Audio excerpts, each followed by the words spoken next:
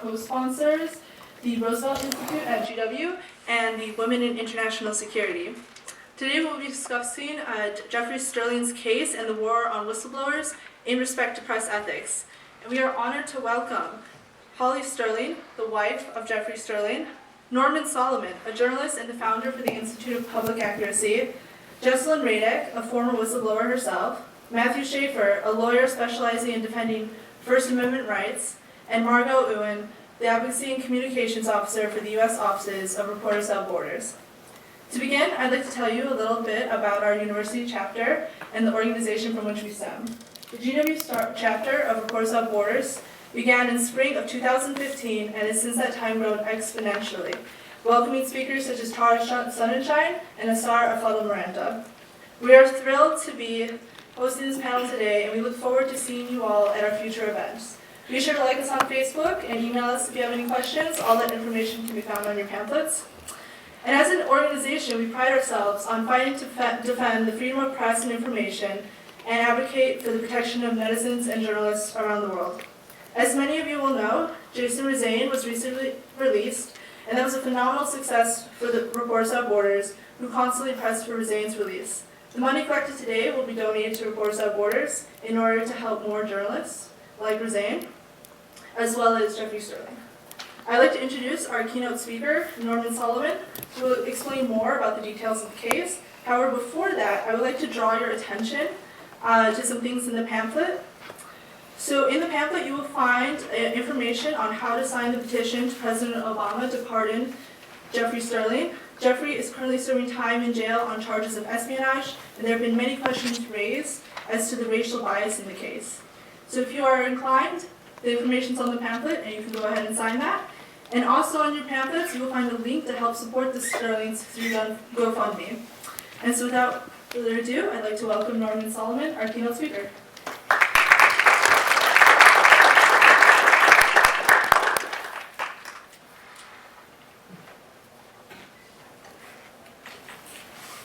Well, first, I'd like to thank the GW chapter of Reporters Without Borders. It's so important that we create a sensibility that will bring us journalism in the future instead of stenography for the powerful.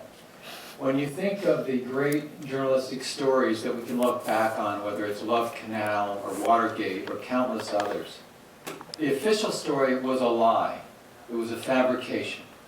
And the reporters who went along to get along with the official story ended up propagating half-truths, myths, and outright lies. The environmental damage, the social damage, the injustices that are perpetuated by simply doing stenography instead of journalism, stenography for the powerful, arguably that's not journalism at all. So if you're embarking on a journalistic career, you do have the option to do stenography.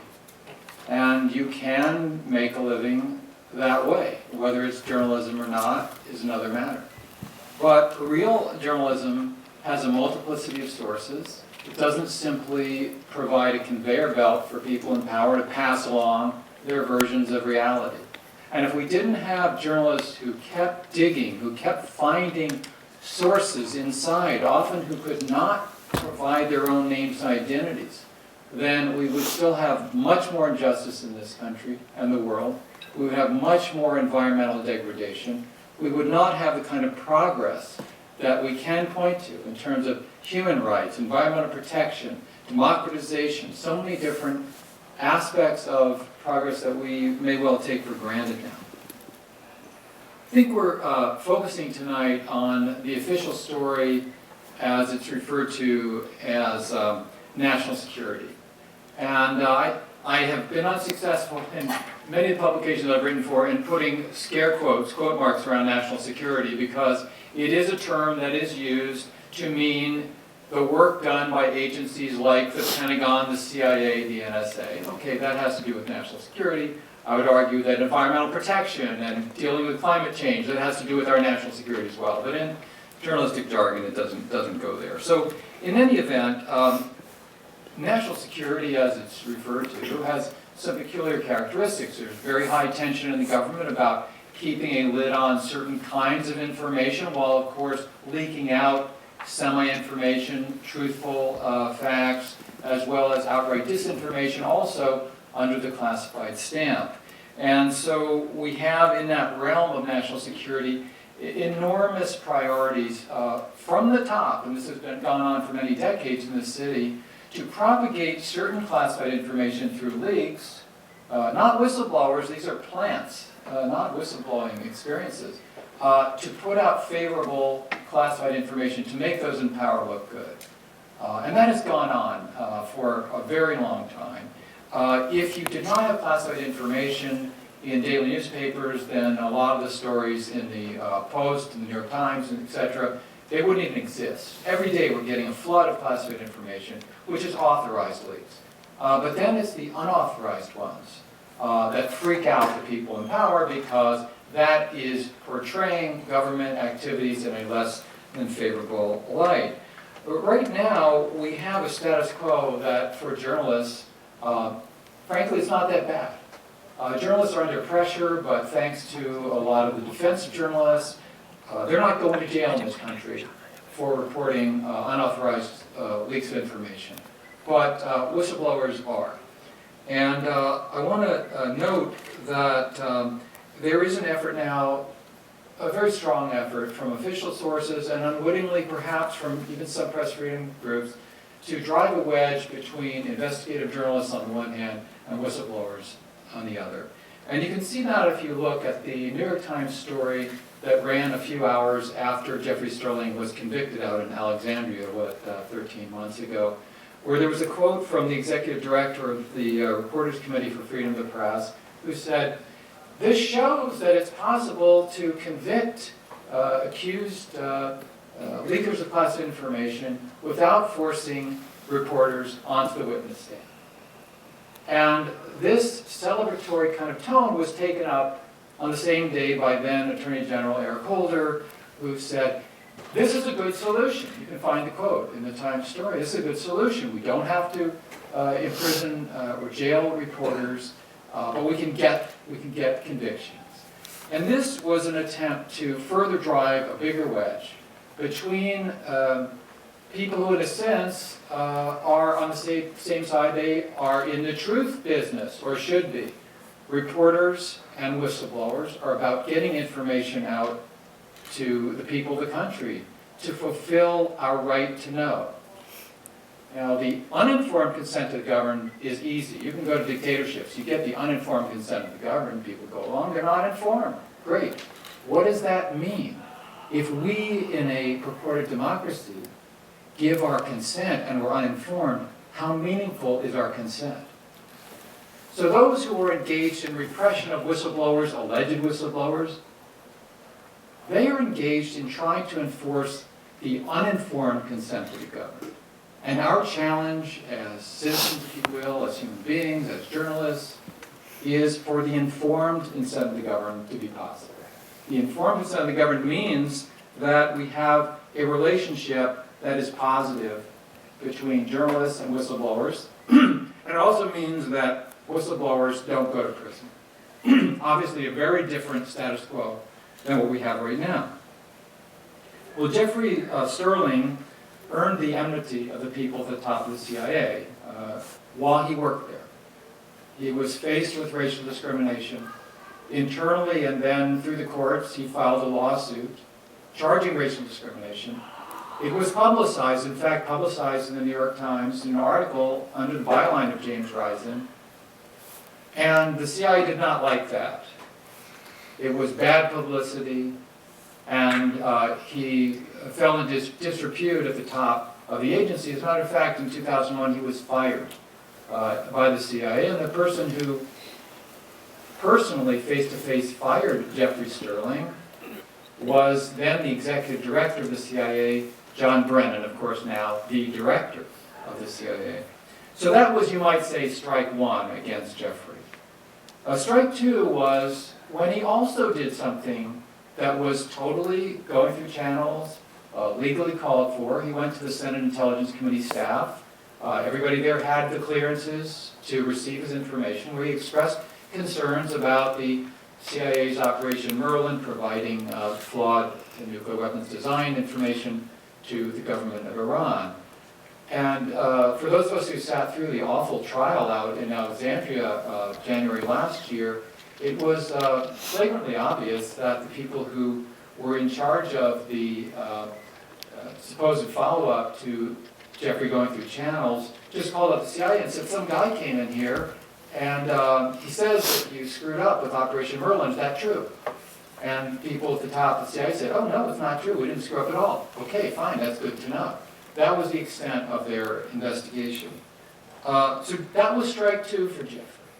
And then when it became clear that there was a leak, sources that gave James Risen, the New York Times reporter, information that the CIA did not want to get out, the witch hunt began. And the focus soon landed on Jeffrey Sterling.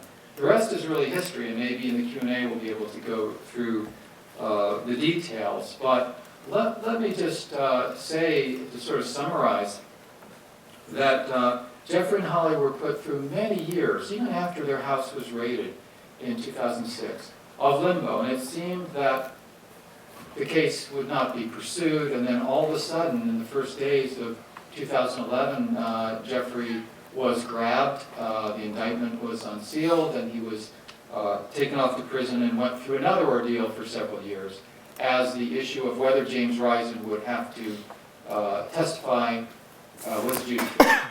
And I think I'll close on that note that James Risen took a position that every journalist needs to take. And that is that as a journalist, I will not serve as an instrument of prosecution.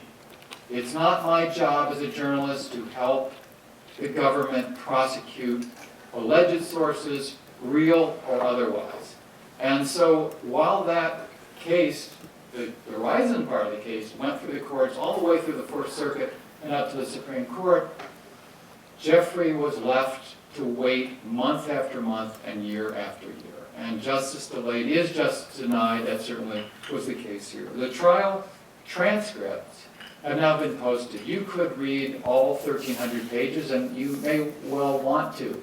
You can go to the website exposefacts.org. We have a banner, clickable headline on the front page, and you can read day by day what I think was a tragic farce. It was tragic, miscarriages of justice from beginning to end, but also farcical. Also a sort of, that painting of Alice in Wonderland at the Mad Hatter's Tea Party. Often it seemed to me to resemble that sort of experience. I will close on just a couple of notes. We know that Jeffrey was in communication with James Risen because Risen reported on his lawsuit against the CIA for racial discrimination. The fact that Jeffrey was an acknowledged named source in that story, and the fact that metadata exists between Jeffrey and James Risen later on, that was all used as incriminating evidence by the prosecution. When you think about it, that is an extremely dire set of circumstances for a successful or any prosecution for journalists. All journalists in this country should have been and should be up in arms that that was the basis for prosecution. Last month, James Risen sent out a Twitter note, and I want to quote it. President Obama should free the American whistleblowers he has imprisoned in the United States. The sad fact is there are very few journalists in this country who are willing to say that out loud. It's shameful that there are so few journalists that are willing to say that loud and clear, consistently and persistently. And the sort of the good news, not so good news, is that Reporters Without Borders has been extraordinary and conspicuous from the get-go in its willingness after Jeffrey's conviction to speak out and challenge this injustice. So I think we need to support Reporters Without Borders in continuing that fight and also raise the pointed question, where are the other press freedom organizations, the big ones, the multi-million-dollar ones with headquarters in New York and DC? Why are they not in this fight as well? Because we need their help. Thank you very much.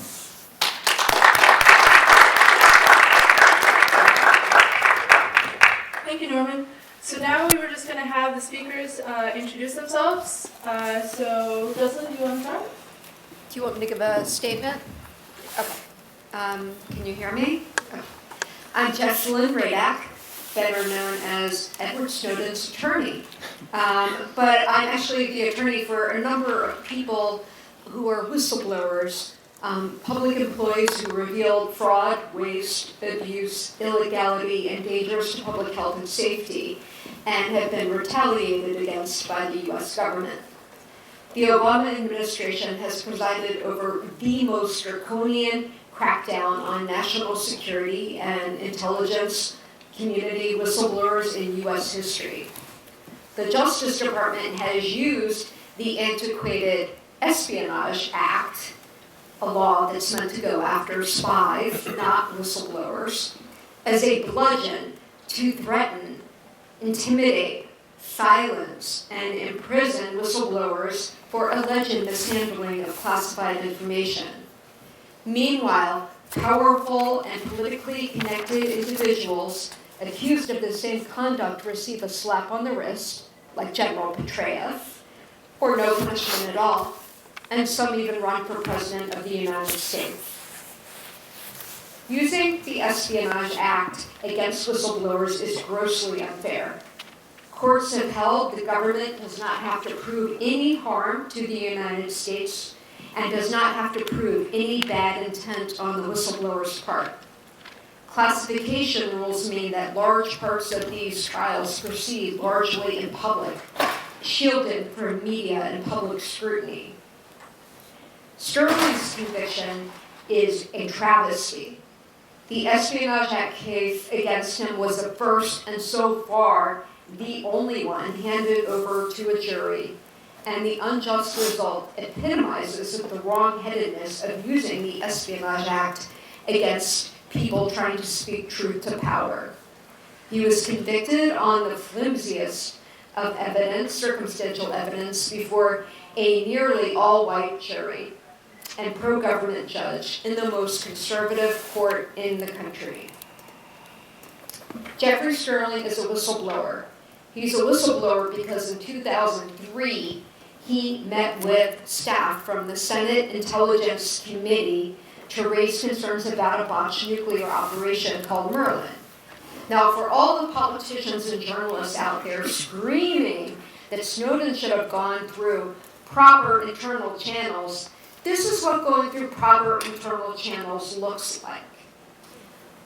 Sterling went through the proper internal channel. So did my client Tom Drake and Bill Binney, Kirk Wiebe, and Ed Loomis, who were NSA whistleblowers before Snowden. They also went to the Senate Intelligence Committee. Not only did that committee fail to redress their problems, but it ended up selling them down the river for prosecution. So basically, your proper internal channel is a source of entrapment. Meanwhile, high-level, intelligence community officials are always touting that they support whistleblowers, but they send the exact opposite message when they end up targeting them for leak investigations and prosecutions. And I think the Senate Intelligence Committee has a lot to answer for, reportedly and repeatedly failing to protect its witnesses and selling them out, basically. Meanwhile, an investigative journalist of Jim Rice's caliber, no doubt had numerous sources for his article on Merlin, but no actual sources or even other suspected sources were subjected to the criminal investigation and prosecution that Sterling had to endure, the whistleblower who brought his concerns through proper channels. Punishing whistleblowers is a backdoor way of squelching the free press. The Justice Department used subpoenaing reporter Jim Risen to dangle a sword of Damocles over Sterling's head for years and argued vociferously against any sort of legally protected reporter source privilege. In these attacks on the press, the too often forgotten victims are whistleblowers like Sterling. The war on whistleblowers is a backdoor war on journalists and a de facto Official Secrets Act, which we've managed to live without in this country for more than 200 years. This cannot continue. President Barack Obama should immediately pardon Jeffrey Sterling.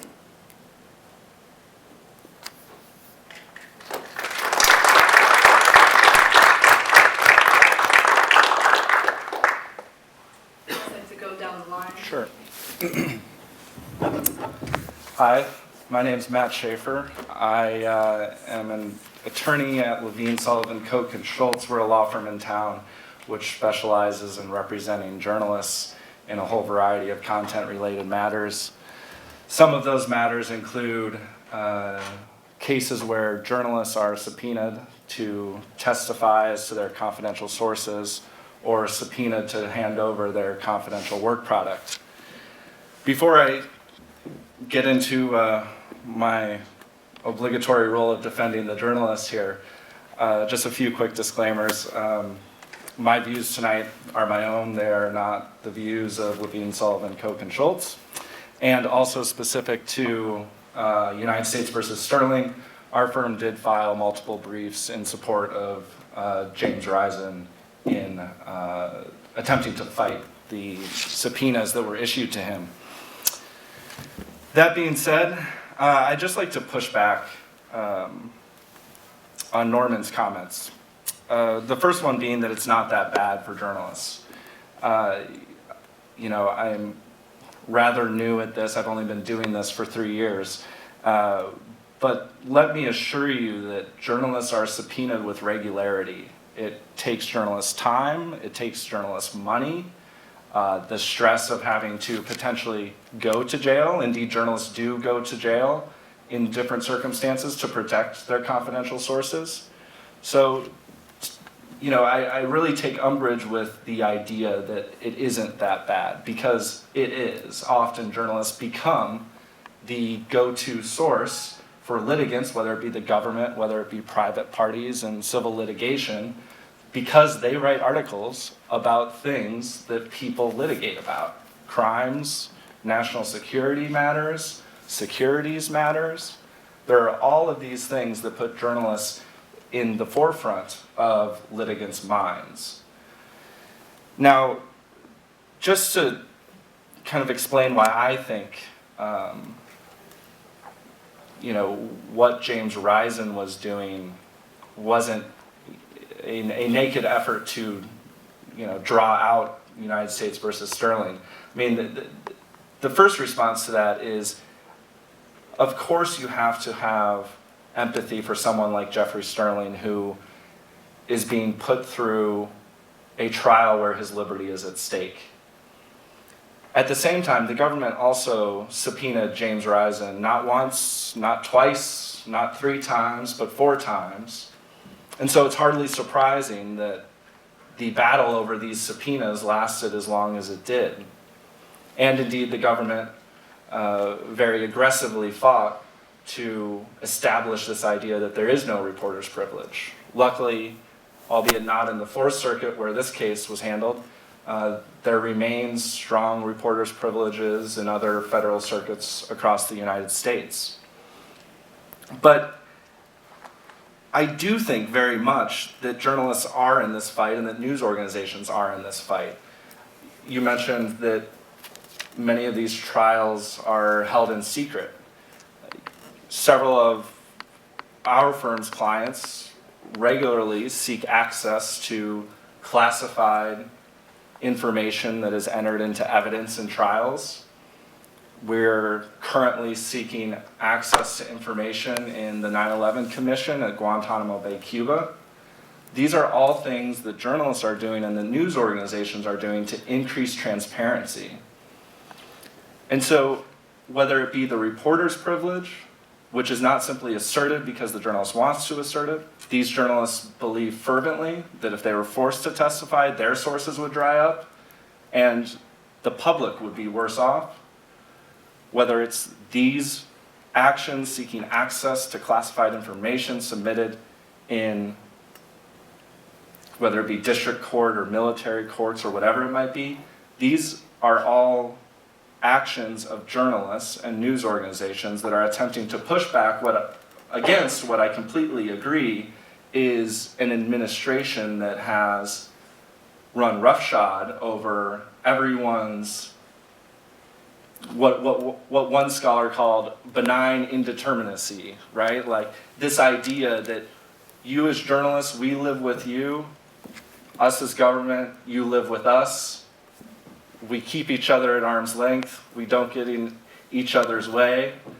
And we kind of have this sort of back and forth relationship. But that's all gone now because of the Obama administration. The Obama administration made this a fight over what the public gets to know, and that's just wrong. But like I said, I have to push back against this idea that journalists are somehow not in this fight.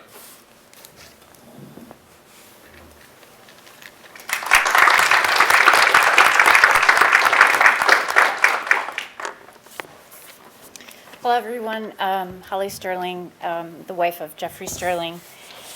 Thanks for being here this evening and taking an interest in my husband's plight. Just going back on what Norman had stated, that this has been going on basically for Jeffrey since about 1999, 2000 is when this all started. He gave you basically the details of what kind of precipitated everything. I'm here to say that Jeffrey is a wonderful person. He stood up for his country and for concern out of his country, and yes, he is a whistleblower. That is fact. However, he did not disclose confidential information to James Risen. And I want to put it out there as well is that even though it kind of seems that it's Jeffrey versus James Risen, Jeffrey and I don't have any negative feelings towards James Risen. James Risen was doing his job and Jeffrey was, doing what his job. And so it's not, we don't have ill will for Mr. Risen. It's the situation. It's the government that did this, and we understand without people like James Risen, then our country would be in more danger because we wouldn't know things that are going on that we have a right to know as United States citizens. Why my husband is in prison, honestly, I don't understand it to this day. How a jury convicted my husband, I still don't understand. We sat there for 2 weeks. There was not one shred of information of any type that said that he was guilty. The main FBI agent got on the stand and said, "We have no evidence to say that Mr. Sterling did this. I speculate he did it."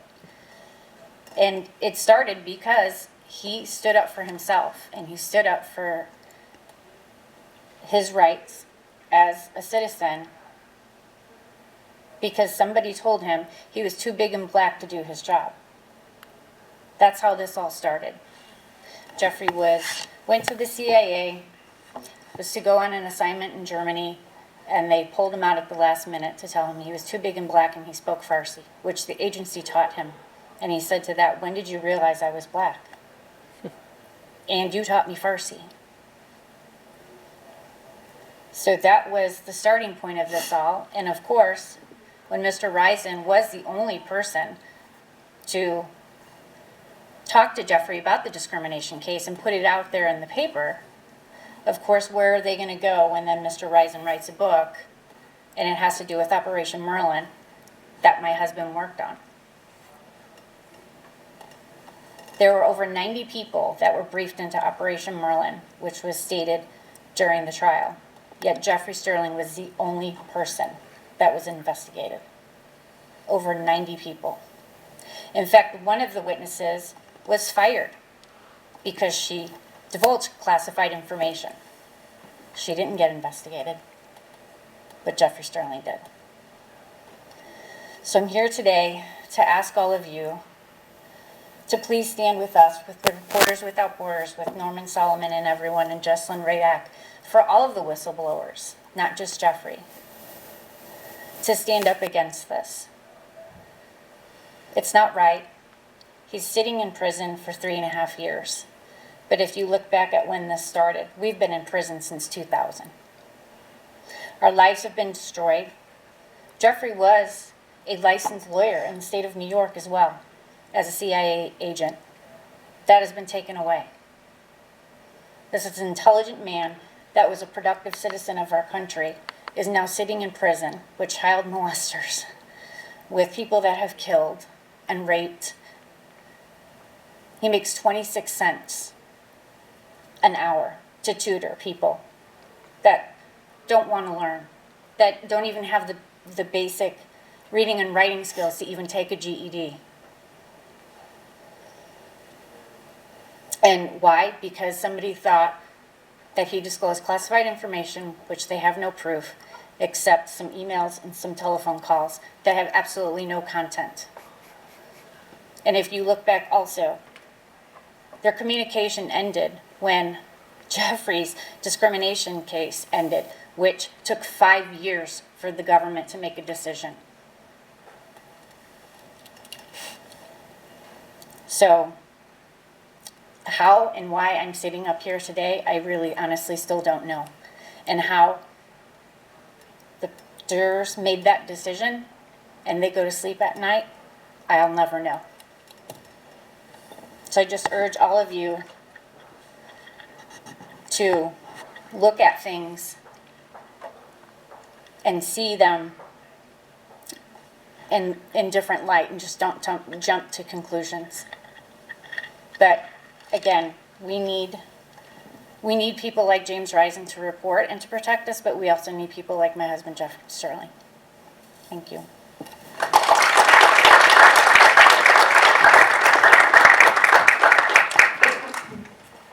Hi, can you guys all hear me?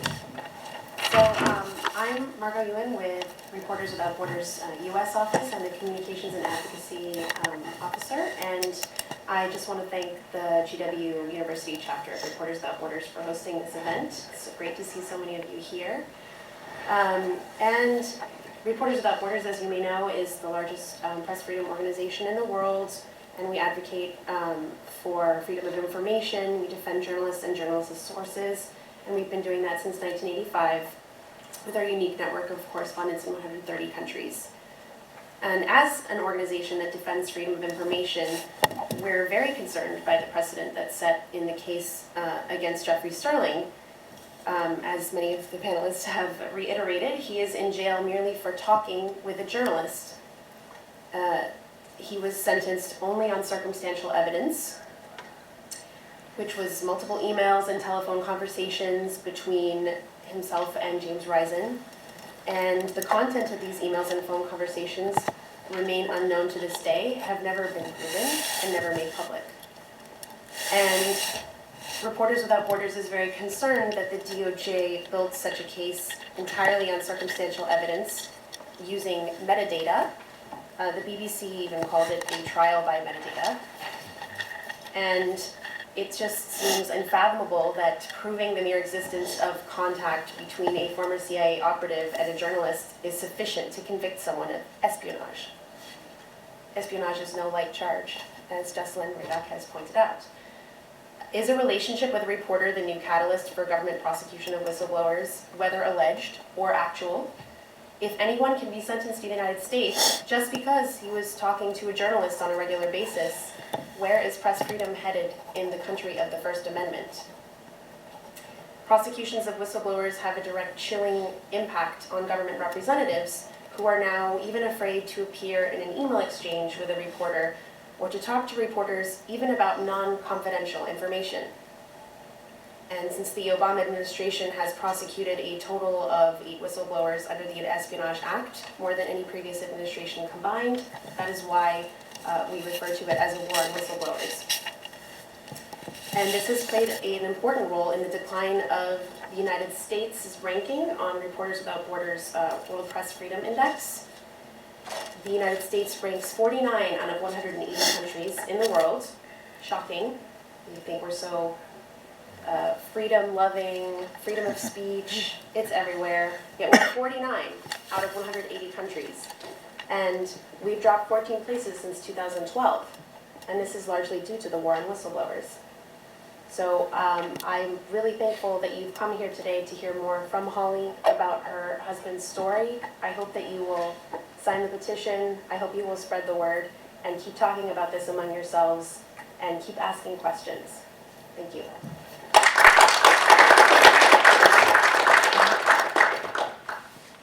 Thank you, guys. I haven't introduced myself yet. My name is Valerie Nauman. I am the GW chapter's PR director, and I'm also Maria's co-moderator. So we will begin our panel shortly. There will be a short Q&A session afterwards for our panelists. Please keep your questions brief, but also keep them in mind for the end. So to begin, Hillary Clinton's emails could have been tried as gross negligence under the Espionage Act.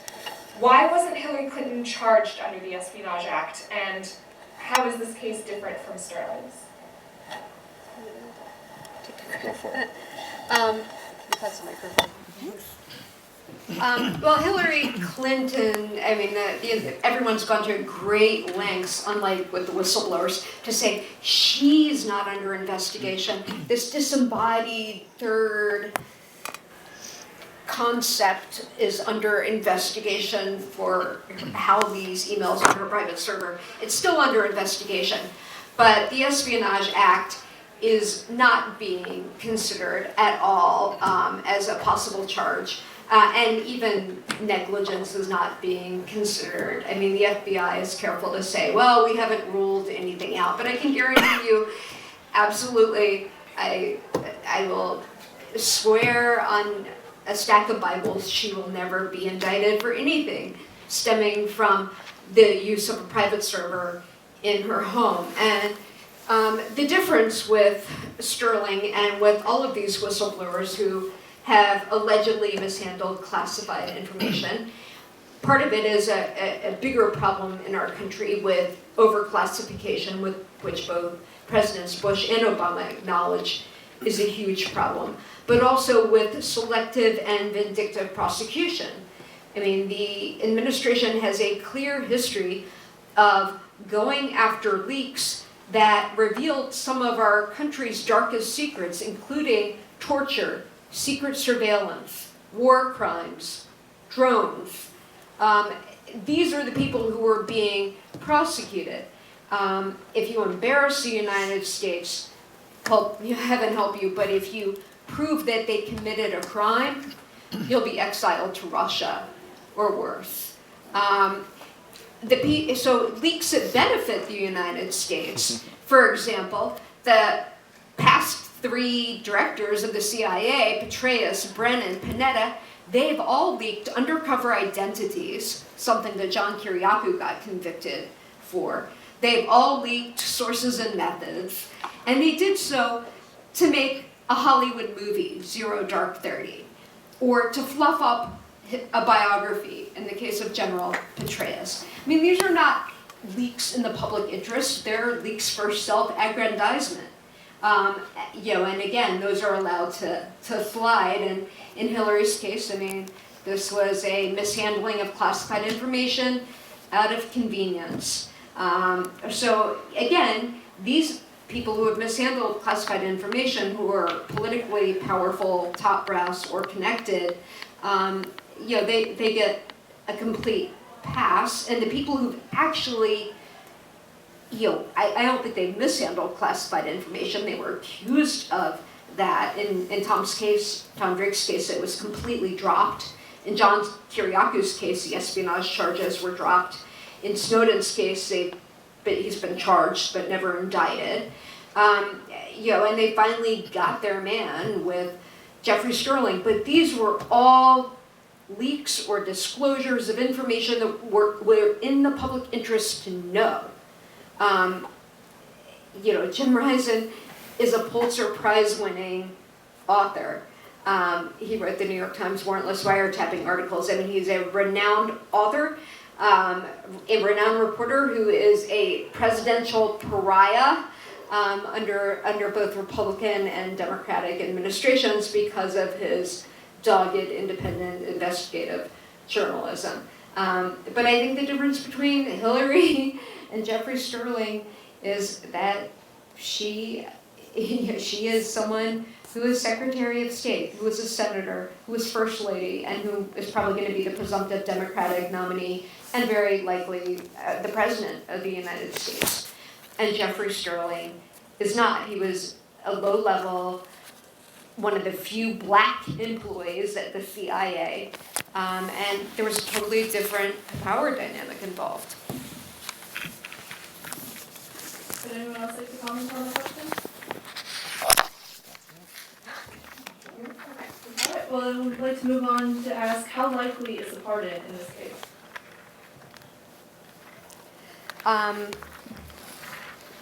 Obama has pardoned 8 people, the fewest of any president in the United States ever. So unfortunately, I don't think a pardon is very likely.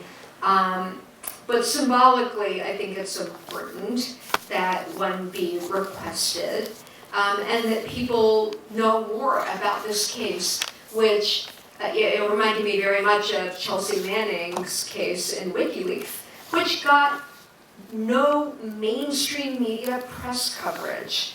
And that, it was incredibly frustrating. The New York Times had to be chastised twice by the public editor for not having a reporter there on any day, including the day that she testified.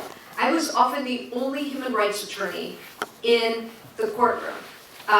Usually there were 2 journalists, Kevin Costola and Alexa O'Brien of WikiLeaks, and Kevin Costola of Fire Dog Lake, alternative media, who covered that. Marcy Wheeler for Exposed Facts and Norm Solomon covered Jeffrey's trial. But again, the media blackout, I mean, these trials are already hard enough to cover because of the secrecy involved. But the blackout by mainstream media is inexcusable, and I don't understand it. Again, with Tom Drake's case, we had to fight tooth and nail, and it was only after begging Jane Mayer, who I totally respect as a journalist. She wrote a wonderful investigatory piece for The New Yorker, followed by a 60 Minutes piece. I mean, again, I think the media is both the friend and the foe of the whistleblower. I have to win a case not only in the courtroom, but in the court of public opinion. Lawyers differ on this. Most defense lawyers say, don't talk to the press, keep your mouth shut. But I would think the media, and I think this might be where some of the tension lies, that Norm was talking about. The media, at least, reporters have networks, and they have support groups, and they have organizations, Freedom of the Press Foundation, Reporters Committee for Freedom of the Press. I mean, they're Center for Investigative Journalism. Whistleblowers have no support group or constituency, really. They're, other than a few of us in the trenches who are doing this and like barely surviving as attorneys. And so I feel like, reporters, they are happy to get whistleblower stories and the information, but then when the whistleblower gets retaliated against, somehow that's not newsworthy. And that happened in my own case. When I worked at the Justice Department, I blew the whistle in one of the first cases of American torture after 9/11, a case called the American Taliban and John Walker Lindh. I was the ethics attorney for the Justice Department. I was placed under a federal criminal leak investigation, referred to the state bars in which I'm licensed as an attorney, and put on the no-fly list for people who are threats of aviation terrorism. How is that not newsworthy when the executive branch, when the entire full force of the executive branch is unleashed on a citizen because they happen to report information that embarrassed the government or showed it committed a crime? Why is that part not newsworthy? But then again, like at least in Thomas Drake's case, I mean, the media ended up being the saving grace, and by the end of it, we had editorial after editorial in major papers saying, leaking's not espionage, and there's a First Amendment issue here, and he can't raise a First Amendment defense. And so, in a way, the media stepped up. But in the Manning case and the Sterling case, the Stephen Kim case, there were a total of 2 articles. I'm going through the different people. Schmeidley Woods, there was 1 article in a local paper. I mean, there's been virtually no coverage of this. I bet most of you didn't know that 8 or 9 people have been, whistleblowers have been prosecuted under the Espionage Act. Yes.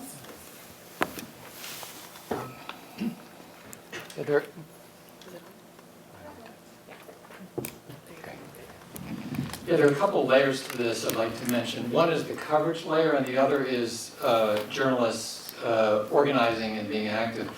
At the coverage level, the kind of coverage that trials have gotten when whistleblowers have gone to trial are the equivalent of what we used to call rip and read, where it, maybe that's technologically antiquated, but it used to be the AP or wire copy would come into the radio station, you'd rip it out, and then you just read it. You know, it's sort of paint by numbers pseudo-journalism, and we've gotten something equivalent to that in all but a few cases in terms of when these difficult trials have taken place. Pretty mediocre coverage on the whole of the Manning trial.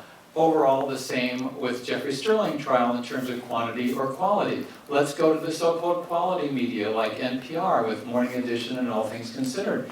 The Justice Department correspondent, Carrie Johnson, who I corresponded with extensively before and during the trial, never took that gargantuan 18-minute metro ride across the Potomac. I guess it was difficult, like thinking of Washington crossing to Delaware or something. So not into the courtroom, but did manage to report factually inaccurate information based on what the Justice Department provided her. And overall, the quantity was highly inadequate. Most of the time, the mainline journalists were not even in the room during the trial. It's hard to cover the intricacies of a trial if you're usually not there. So there's the coverage issue. Then there's the issue of really fighting for rights, which should be seen as interwoven rather than separate. It's necessary but insufficient to defend journalists. What we're getting from journalists, and especially from journalists who are inclusive of journalistic institutions, both reportorial and outfits like Committee to Protect Journalists and Reporters Committee for Freedom of the Press, is like running on one foot. Yes, they defend journalists. They defend journalists, but not sources, not alleged sources. So, is it bad? And I think, it's a good dialogue. Is it bad for journalists? Well, compared to what? Yes, it was very rough for James Rice, and then organization I coordinate, rootsaction.org, we had a petition drive we led, 100,000 signers. We went to the Justice Department. We had a big news conference in August, year before last. By all accounts, it had a good effect. That fight has to be fought. But it's like fighting on one front to say, we're going to fight on that front, but whistleblowers, they're on their own. You know, let them take care of themselves. And it's extremely short-sighted for journalists and journalist organizations to say, well, we're going to take care of ourselves. Yes, they should fight for themselves, but they should recognize that freedom of the press depends on defending sources as well. Matthew, would you like to comment on that? Sure. So, I mean, I guess just to see if I'm completely crazy, can I get a show of hands for anyone that has read a news article that stated that the Obama administration has prosecuted more leakers than any other administration? So, what? Maybe like a third? So I might be a little crazy, because I thought that coverage was, you know,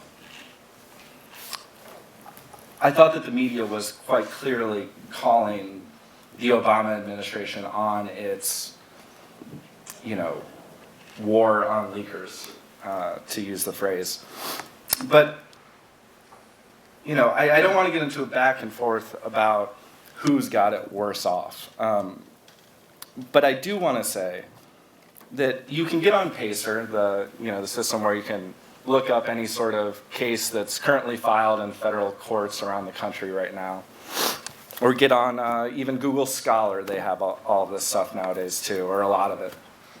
And you can search subpoena and reporter's privilege. You'll get hundreds of cases. There are hundreds of subpoenas issued against reporters. And I am not saying that leakers going to jail for 3 days, 3 years, or 30 years is something that we shouldn't be concerned about, because certainly we should. Journalists have nothing to write about if they don't have sources for the information in their articles. But what I am saying is we are talking about an administration that everyone agrees is the worst administration when it comes to this stuff in the history of our country, and we're at, it's 8, right? And we're at 8.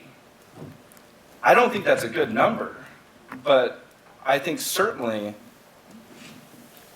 you know, if we're looking at the total burden that journalists are carrying and news organizations are carrying, I think they're clearly doing more than their fair share.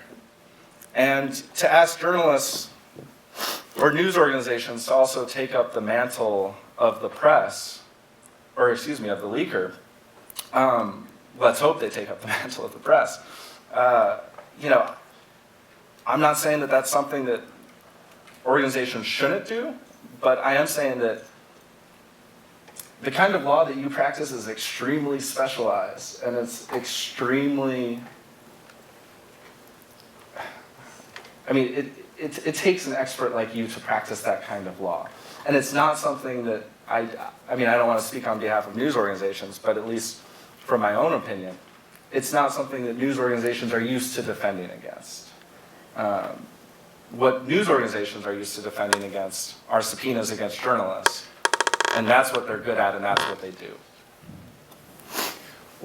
Well, briefly, I think we probably disagree on this. I think big media outlets with huge budgets like the New York Times and Washington Post and CBS, and media protection, press freedom organizations with literally millions of dollars in budget, like the couple I've mentioned, I think they're doing less than their fair share. And it wouldn't even take that much staff time to be willing to put their logos on a petition to support Jeffrey Sterling. They were there with us, Reporters Committee for Freedom of the Press and Committee to Protect Journalists were there with us shoulder to shoulder. They were great for James Risen. Then when we did the same work, Jeffrey Sterling, they disappeared. And that's just political cowardice. Alright, so we're gonna move on to our next question.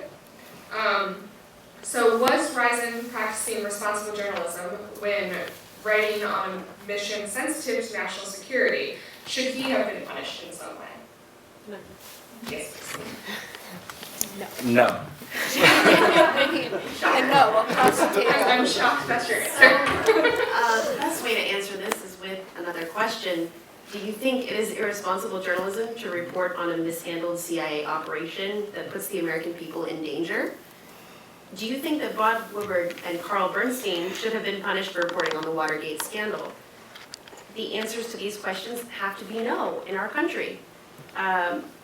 Especially considering how much we claim to value the First Amendment. A journalist who is doing their job properly is someone who reports information of public interest. And when they're given a lead on a story like the subject of James Risen's book, their job is to investigate fairly, decide which information is important for public knowledge, and the role of journalists in a society that protects free speech and freedom of information has always been to call out government officials for wrongdoing. And I feel that the way that the Obama administration is going, that is diminishing every day in this country.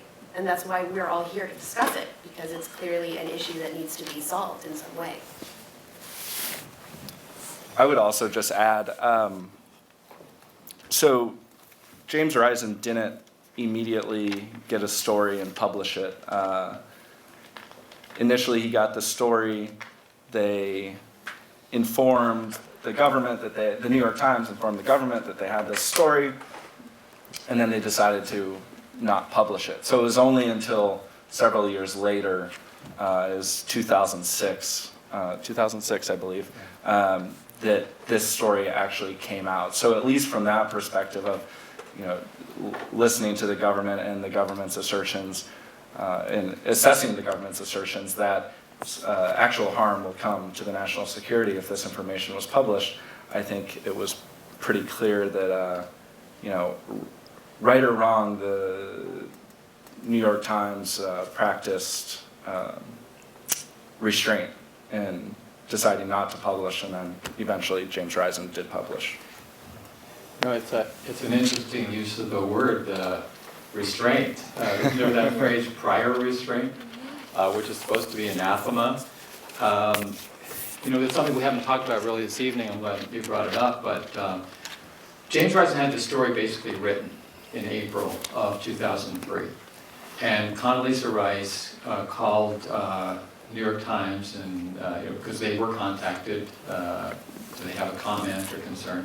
And there was a meeting at the White House, according to her testimony at the trial. And she met with Jim Risen and Jill Abramson, at that point Washington Bureau Chief for the Times.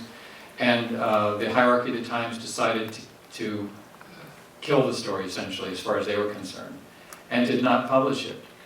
To this day has not published this story. And it was only able to reach the public because Jim Risen put it in the book. So Jill Abramson, when the wind shifted, and October year before last, 60 Minutes did a big story about Jim Risen.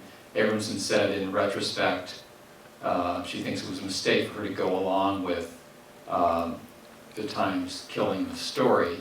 We can speculate as to whether she would have ever become executive or top editor of the Times if she had shown some backbone, but obviously, that's sort of moot.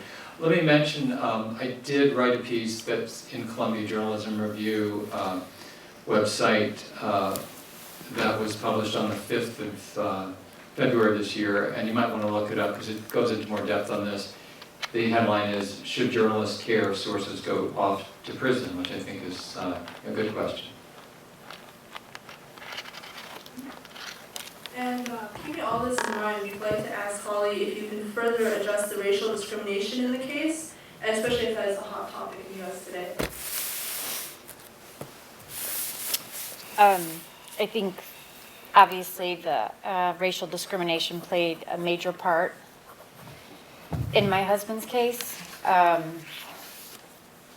He'd already made the CIA mad and the government mad for lodging a complaint against the CIA, the first black case officer to do so. And in the lower courts, it was proven that he had more than enough information to prove that he was in fact discriminated against. It went up to the Supreme Court and took years, and then they decided to invoke state secret privilege, stating that Jeffrey could not have his case heard without having to expose classified information to prove that he was discriminated against, which is absolutely ridiculous. So that kind of essentially just started the ball rolling. And then when he went to the Senate committee, again, you know, the first person that they went after was him. When he came to express his views and his concern for our country, and then the book, they went to him. But I think, as Jesselyn had mentioned before, during Jeffrey's trial and right before Jeffrey's trial was General Petraeus. If you just look at each individual separately, you take away their race, you take away their financial status, their political clout, and you look at the charges of General Petraeus and my husband, solely look at that, you will see that General Petraeus did far more egregious acts than Jeffrey allegedly had done. But yet, what happened to General Petraeus? Nothing. He's working, he's living his life, he's doing what he wants, and my husband is sitting in prison for 3.5 years with 9 felonies. What is my husband going to do in this country as a black man when he comes home with 9 felonies? Basically, what Obama did was solidify the belief in this country that the white man can do no wrong, and when he does, he gets a slap on the wrist, while the black man is always guilty until proven innocent and belongs behind bars. Can I jump in just really quick? Just because I think it's stark. This is from the indictment of Petraeus. I just have it with me. But he he disclosed essentially 8 books that, quote, collectively contained classified information regarding the identities of covert officers, war strategy, intelligence capabilities and mechanisms, diplomatic discussions, quotes and deliberative discussions from high-level National Security Council meetings, and discussions with the President of the United States. That is far more serious than anything that Tom Drake, Jeffrey Sterling, Chelsea Manning, Shemai Leibowitz, any of these other people were charged with. I mean, this is serious stuff, and this stuff, the same thing, what's been publicized already, and the documents haven't all been released yet by the State Department, but in Hillary's emails also. I think they said 11 different undercover identities were revealed, as well as a number of programs that are presumptively classified because they are so above top secret. It's a different level of TSSCI, sensitive compartmented information, or programs, SAC, special access programs, you have to be read into, so anything talking about them is classified. Again, Petraeus and Clinton's just willy-nilly, just casual, flippant handling of the most sensitive sources, methods, and very tippy-top high-level classified, so eclipses by an order of magnitude what any of the people who've been prosecuted under the Espionage Act for so-called leaking ever revealed. And those revelations were made, again, in the public's interest, or in the, with the public's right to know, and oftentimes involved unclassified information, like in the case of Tom Drake, or in the case of Shemai Leibowitz, they don't really know. The judge said he actually didn't know what the information laws that they were even talking about. I don't know if he was asleep at the bench or what, but I mean, it's really stark and really frightening, and I mean, it just sends an incredibly chilling message to anyone thinking of blowing the whistle. And most of the time, you know, most people don't wake up. I mean, maybe Edward Snowden did, but most people don't wake up and say, I'm going to blow the whistle today. I'm going to be a whistleblower. I mean, often people just do what they think is the right thing, and they're going through channels and they complain to their boss, and then they complain to maybe an office of inspector general or something. They're doing what they're supposed to be doing to try to redress something wrong that's going on in the government, and they're being a conscientious public servant, and then suddenly, I mean, I remember my lawyer saying, wow, you're a classic whistleblower, and I'm like, no, I'm not. Like, it's this label, you know, you want to run from it. Yeah, it has so many negative connotations. We have this very love-hate relationship with whistleblowers. You know, so to kind of, most people just kind of stumble into whistleblower-dom by being conscientious and trying to report fraud, waste, abuse, illegalities, danger to public health and safety. And the one category of people, we do have a Whistleblower Protection Act in this country, but national security and intelligence employees are excluded. And I submit that those are the people you most want to hear from if the engine is going to fall out of your airplane, or if, yeah, I mean, any myriad number of things. The biggest scandals, like I said, torture, waterboarding, Haditha massacre. I mean, all secret surveillance, NSA engaging in rampant mass domestic surveillance and violation of laws that two courts have found likely unconstitutional and illegal. People are revealing that, and so if you're supposedly can't get fired for blowing the whistle, you certainly shouldn't be able to be put in jail for blowing the whistle. Thank you. We're running short on time, yeah, sorry. So to briefly conclude, what can we do about this? What do you guys foresee as potential solutions in the future?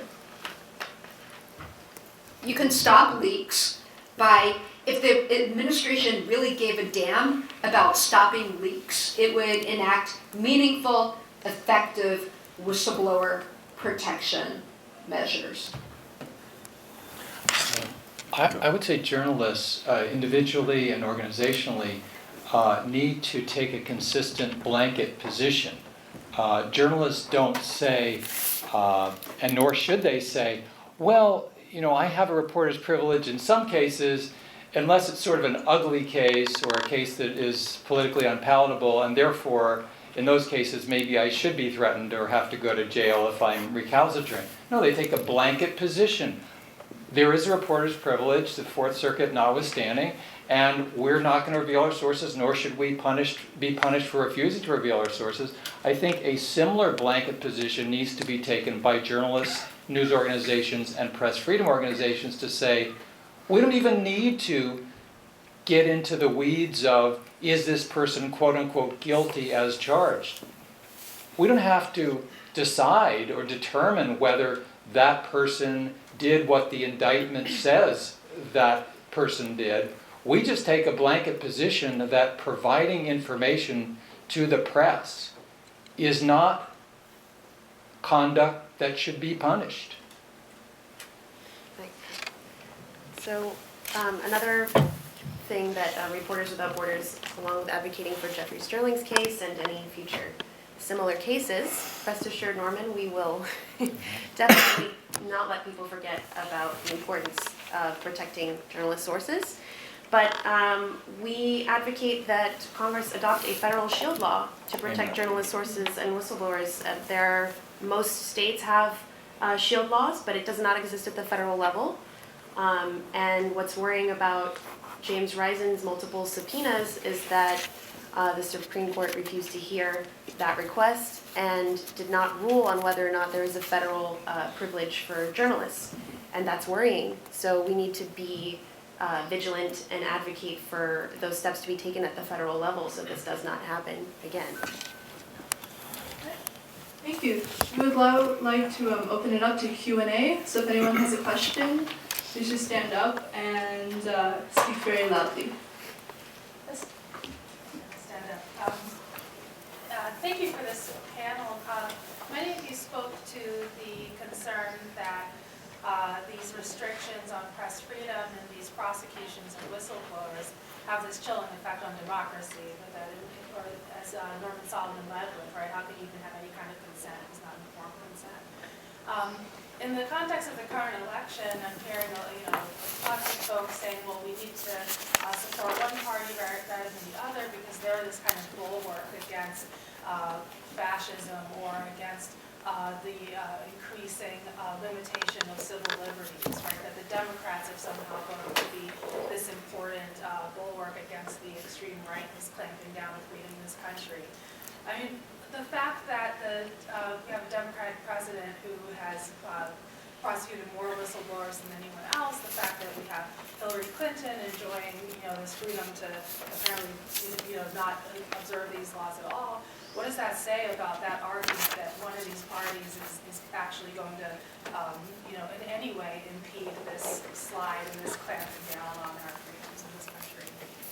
And that's for anyone who wants to speak. I can take a first crack at this. I think that it is surprising to people that a Democratic president would act this way towards journalist sources, and it shows that there's no guarantee of which party you come from, how you're going to treat journalists and whistleblowers.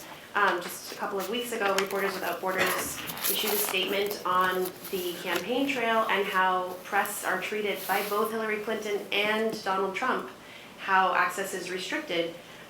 So it comes from unexpected sides, and I think from the Democrats' perspective, they want to appear strong on issues of national security since they're often criticized on those issues.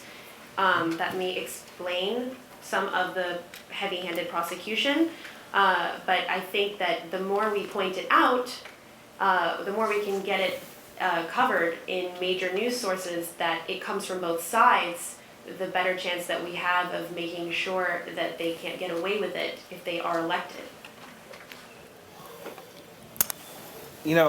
I think it stems nowadays from, controlling the narrative, obviously, is such an important thing for campaigns, and I think President Obama clearly took that into the White House as well. Because when you look at, press freedom is great until there's a front page story about how you messed up, right? When you look at what the Obama administration has done, I mean, it's just not defensible, right? They assert state secrets privilege. Holder issued a memo on January 21st of 2009 saying that they were going to rein in the assertions of state secrets privileges, right? That it just didn't happen. The memo actually specifically said we won't use state secrets privileges in order to cover up, administrative error or government malfeasance. There was a no-fly list case where it was discovered that the woman was placed on the no-fly list because someone checked the wrong box. The administration repeatedly tried to assert the state secrets privilege. The Obama administration has left inspectors general posts unfilled. They've gone after leakers. I mean, this is all things that folks in power like to do to help control the narrative. And so I don't think it matters whether it's Republican or it's Democrat or whoever it might be, in this kind of I decide what the story is culture that we're living in. I think this is the new normal. All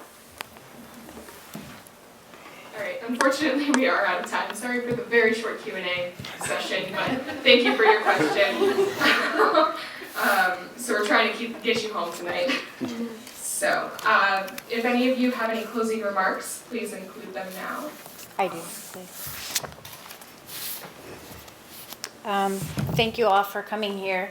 And in October, last October 15th, in case you weren't aware, I did write a letter, a 14-page letter to President Obama describing the egregious acts that Jeffrey and I have lived through for the past 15 years. So if you have a chance, please look at that.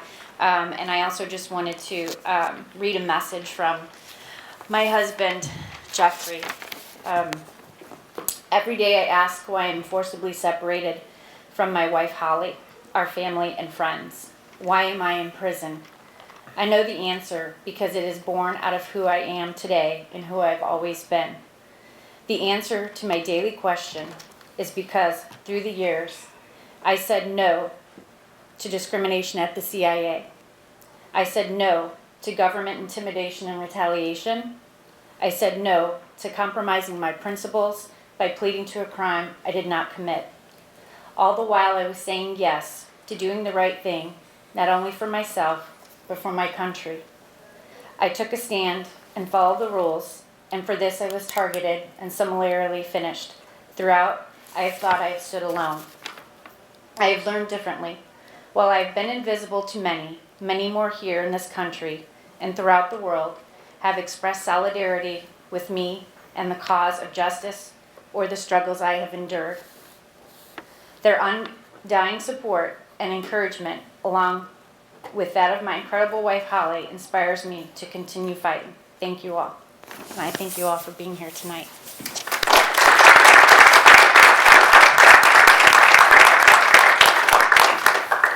Thank you all for being here tonight. We'd like to reiterate that you can help by signing the petition online on change.org, and that information is in the pamphlets. As well, you could help support the Sterlings through their GoFundMe page, and that information is also in the pamphlets. And also feel free to like us on Facebook and Twitter, and again, that's in the pamphlets. Thank you.